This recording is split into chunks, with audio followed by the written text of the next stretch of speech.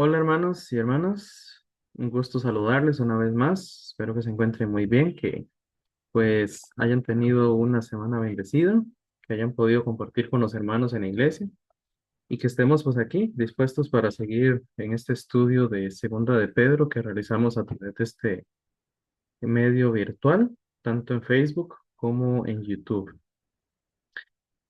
Recordemos que estamos en Segunda de Pedro capítulo 2 y pues estamos con el tema de los falsos maestros, un tema que Pedro expone de manera amplia y detallada en este capítulo.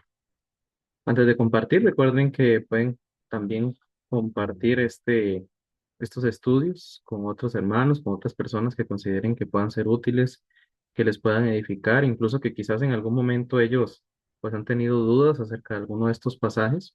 Pues bueno, aquí los tienen. Y en el canal de YouTube están toda la serie de las grabaciones para que, pues si quieren devolverse y ver alguno de los estudios anteriores de este y de las otras cartas que hemos estudiado, pues también lo puedan hacer. Bueno, vamos entonces de una vez a ver el texto. Vamos a ver aquí, siempre usando el software bíblico Logos. Y bueno, aquí lo tienen. La semana pasada estuvimos viendo que Pedro utiliza varios ejemplos para enfatizar el hecho de que Dios, en su soberanía, en su fidelidad y en toda su esencia como Dios, Él no da por menos el pecado. Y en este caso, pues hemos visto que es el pecado de la herejía, de las falsas enseñanzas, de aquellos que, como bien dice desde el versículo 1, introducen encubiertamente herejías, los cuales pues por avaricia harán mercadería de aquellos que los escuchan. Y sobre todo ellos, sobre todos ellos, Pedro dice, ya de largo tiempo la condenación no se tarda. Entonces vimos tres ejemplos que él menciona. El primero fue aquel de los ángeles que pecaron, en referencia a aquellos ángeles que descendieron, según la tradición judía, descendieron a la tierra y pues se acercaron a las mujeres de los hombres. Entonces fueron castigados por ello. Luego vimos el ejemplo de Noé, ¿verdad? Como pues incluso Noé fue una representación de la misericordia de Dios en el hecho de que él fue un pregonero de justicia. De alguna manera él fue un aviso para la gente de su tiempo de que era posible que se arrepintieran ante el inminente juicio que venía, pero solo él y otras 7 personas fueron salvos. Vamos a continuar entonces ahora con el tercer ejemplo, y es el de las ciudades de Sodoma y Gomorra. Volvamos a leer el texto. Dice el versículo 6.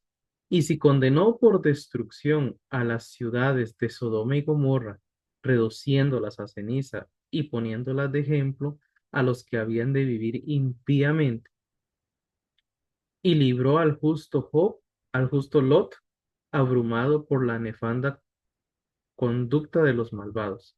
Porque este justo que moraba entre ellos afligía cada día su alma justa viendo y oyendo los hechos inicuos de ellos. Ven que en este ejemplo Pedro se extiende un poquito más que en los anteriores para tocar varios puntos dentro del mismo ejemplo. Entonces, en primer lugar, vamos a retomar aquí la idea. Sodoma y Gomorra. Vamos a la referencia directamente, el evento, cuando ocurre. Esto está en Génesis capítulo 19. Y bueno, de hecho, este evento, incluso antes del capítulo 19 hay un anticipo. Recordarán, no lo vamos a, a leer en detalle, pero recordarán que Abraham fue, fue visitado por ángeles y bueno, parece ser por Dios manifestado de forma física, ya que el texto nos dice que cuando vinieron estos hombres, dice que los varones se levantaron de ahí y miraron hacia Sodoma y Abraham iba con ellos acompañándolos y Jehová dijo, encubriré yo a Abraham lo que voy a hacer, habiendo de ser a Abraham una nación grande y fuerte. Eh, entonces en el 20 le dice Jehová a Abraham, Por cuanto el clamor contra Sodoma y Gomorra se aumenta más y más, y el pecado de ellos se ha agravado en extremo, descenderé ahora y veré si ha consumado su obra según el clamor que ha venido hasta mí, y si no, lo sabré. Se apartaron de ahí los varones y fueron hacia Sodoma. Pero, aquí está el detalle, Abraham estaba aún delante de Jehová. Entonces, mientras se alejaban los ángeles, de alguna forma Dios se quedó ahí con Abraham. Y entonces, la preocupación de Abraham es, ¿destruirás también al justo con el impío? Este detalle lo vamos a analizar después porque es lo que mencionan los versículos 7 y 8 del clamor por los justos, ¿verdad? Entonces ahí vamos a recordar que efectivamente Abraham estaba preocupado.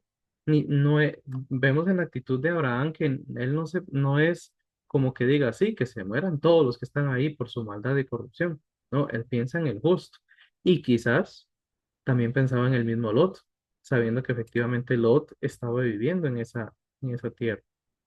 Entonces, bueno, volviendo ahora sí al capítulo 19, entonces dice que llegaron los dos ángeles a Sodoma a la caída de la tarde y Lot estaba sentado a la puerta de Sodoma. Lot cuando los vio se levantó a recibirlos, se inclinó al suelo y les dijo, les ruego que vengan a mi casa y que se hospeden conmigo. Entonces dice que él los atendió para que ellos pues no quedaran en la calle. Ellos fueron con él les hizo un banquete, coció panes sin levadura. Pero dice que después vinieron los hombres de la ciudad, todo el pueblo junto, vean, desde el más joven hasta el más viejo, y le dijeron a Lot, ¿dónde están los varones que vinieron a ti? Sácalos para que los conozcamos. O que aquí es importante notar, y tanto el contexto como los términos hebreos, este de conocerlos no es que querían conversar con ellos, es que querían abusar de ellos. Era una ciudad corrompida, de hecho de ahí viene la palabra sodomía, al extremo de la corrupción y en este caso la homosexualidad imperaba en la ciudad y querían abusar de estos hombres, de los ángeles. Entonces luego vemos que Lot les ofrece a sus dos hijas el cambio de, de los ángeles, pero que no les hicieran daño a estos hombres. Eh, y entonces los varones alargaron la mano, metieron a Lot y le dijeron a Lot que salgan todos, si tiene yernos, hijos, hijas, todo lo que tengan en la ciudad, sácalo porque vamos a destruir este lugar, por cuanto el clamor contra ellos ha subido de punto delante de Jehová. Entonces salió Lot, vemos que incluso él le habla a sus yernos para que se salvaran, y sin embargo ellos no quisieron, dice que les pareció como que se burlaban. Entonces los ángeles apuraron a Lot, él salió junto con su esposa, sus dos hijas, lo sacaron de la ciudad. Y bueno, una vez que estuvieron afuera, le dijeron a Lot que huyera, que se fueran de ahí. Eh, entonces le dijeron, bueno, aquí ustedes pueden ver en detalle más todo lo que dice el resto. Date prisa, escápate allá, nada, escápate allá porque nada podrás hacer hasta que te hayas ido de aquí. Vean qué importante que los ángeles están, la misericordia de Dios para con Lot y su familia, de que él no podía empezar la destrucción hasta que Lot se fuera. Y entonces, aquí está el detalle, Jehová hizo llover sobre Sodoma y Gomorra azufre y fuego de parte de Jehová desde los cielos, destruyó las ciudades y toda aquella llanura con todos los moradores de aquellas ciudades y el fruto de la tierra.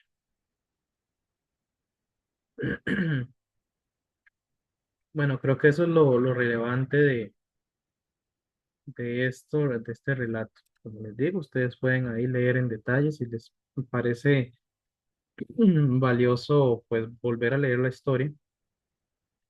Lo que quiero recalcar de esto, bueno, ya lo que vimos y también este hecho. ¿Hasta qué punto fue la destrucción de la ciudad?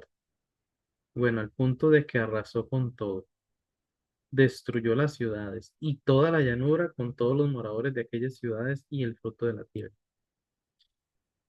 Ahora, hablando históricamente, pues los arqueólogos, los investigadores han buscado en la zona y no han encontrado restos, algunos, por lo menos según lo que la zona en la que parece describir la escritura que ocurrió esto.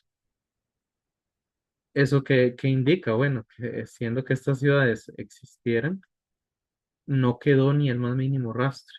Incluso se considera que quizás la ubicación de Sodoma y Gomorra sea en lo que actualmente es el Mar Muerto, que no sé si han visto por ahí las descripciones, el lago, este Mar Muerto, que es un lago, tiene altas concentraciones de sal. Eso también es un detalle interesante pensando de que la mujer de Lot, la famosa mujer de Lot que miró atrás y se convirtió en una estatua una estatua de sal, y es un lago en el que no puede existir vida. No hay peces, no hay nada de vida.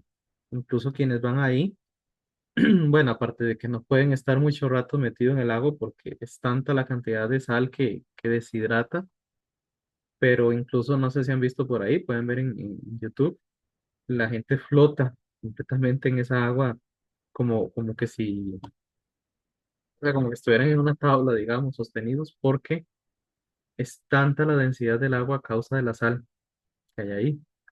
Entonces se cree que quizás hasta ahí fue justamente la ubicación donde estaban estas ciudades, de las cuales no quedó ni el más mínimo rastro. Entonces a esto es lo que hace referencia Pedro ahí en su relato. Esta es la destrucción de Sodoma y Gomorra.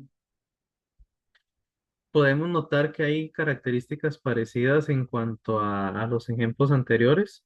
El hecho de que si bien es cierto, Dios ya había establecido que iba a ejecutar su juicio, pero también había una oportunidad de arrepentimiento en la conversación de Jehová con Abraham, y también en el hecho de que pues Lot incluso tuvo la oportunidad de llevar con él a los yernos, o sea que una oportunidad de salvación. Incluso si uno lee en detalle esos dos capítulos, el 18 y el 19, se puede notar que la ida de los ángeles a la ciudad era para confirmar que efectivamente la ciudad estaba en extremo corrupta. Claro, nosotros sabemos que en su soberanía y en el hecho que Dios todo lo sabe, pues efectivamente sabía cómo estaba la ciudad. Pero esa clase de detalles justamente lo que demuestran es cómo Dios pone abajo para darle la oportunidad al ser humano de que se arrepienta. Entonces, eso es un detalle siempre importante de notar a lo largo de la escritura en cuanto al juicio de Dios. Dios no es un Dios despiadado, cruel y sanguinario que únicamente lo que quiere es destruir. No, vemos que Dios da la oportunidad, siempre da la oportunidad. Lo hizo en ese tiempo con Sodoma y Gomorra, lo hizo en los tiempos de Noé, lo hizo incluso con los ángeles, esos que pecaron. También lo vemos que lo hizo con Israel una tras otra vez. Incluso naciones alrededor de Israel también tuvieron esa oportunidad de parte de Dios. Es un Dios de una gracia y misericordia abundante, pero también es un Dios justo. Y llegado el momento, luego de haber dado la oportunidad del arrepentimiento, si aún así se mantiene la conducta, pues Dios actúa y ejecuta su juicio. Entonces es lo que ocurre con estas ciudades. Los condenó por destrucción, reduciéndolas a ceniza y, una vez más, un ejemplo, poniéndola de ejemplo a los que habían de vivir impíamente. Entonces aquí vemos pues que esta referencia en cuanto a estas ciudades. Permítanme retomar un par de ideas, tal vez por aquí, para complementar con el texto antes de seguir al siguiente versículo.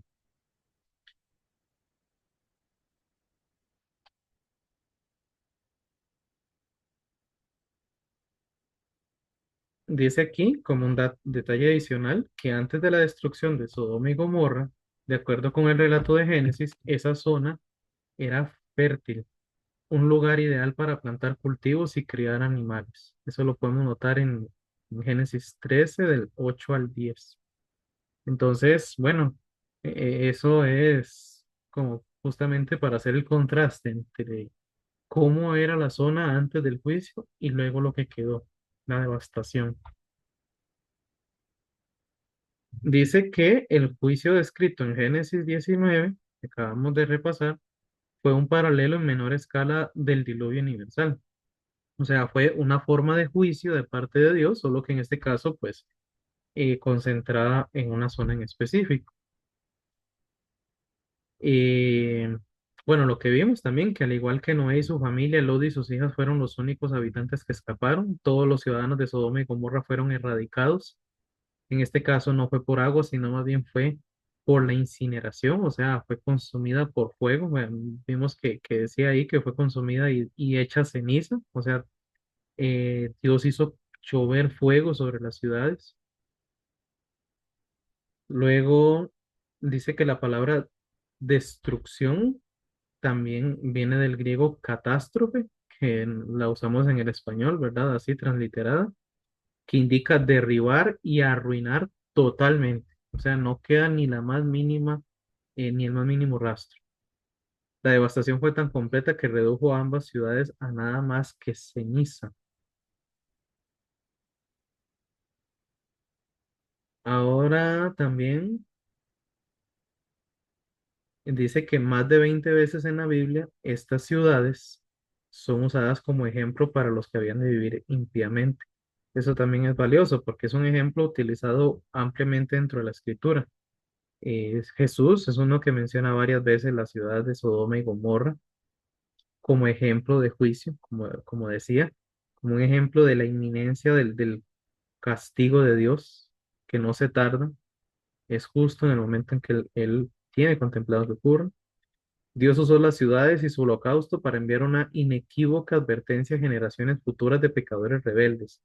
Concretamente, que los depravados no pueden ir tras la impiedad y al mismo tiempo escapar de la venganza de Dios y del juicio eterno. Antes de la destrucción de Sodoma y Gomorra, Dios le hizo conocer a Abraham la maldad de esta ciudad, es lo que vimos en el 18. eh, y en respuesta, el patriarca expresó su sincera preocupación por algunos individuos justos que pudieran estar ahí. Le imploró al Señor, recuerdan, ahí ustedes tal vez ya conocen el relato de que Abraham le dice, y si hubieran 50 justos, y Dios le dice, si hay 50 justos, no la destruiré. Y si hubieran 40, y si hubieran 30, si hubieran 20, y si hubieran 10, y en todas Dios le respondió, si hubieran 10 justos, no destruyo la ciudad. La cuestión es que no había ni siquiera 10 justos, por lo menos a lo que nos dice el texto, solo Lot, porque no nos habla en cuanto a la familia, ¿verdad?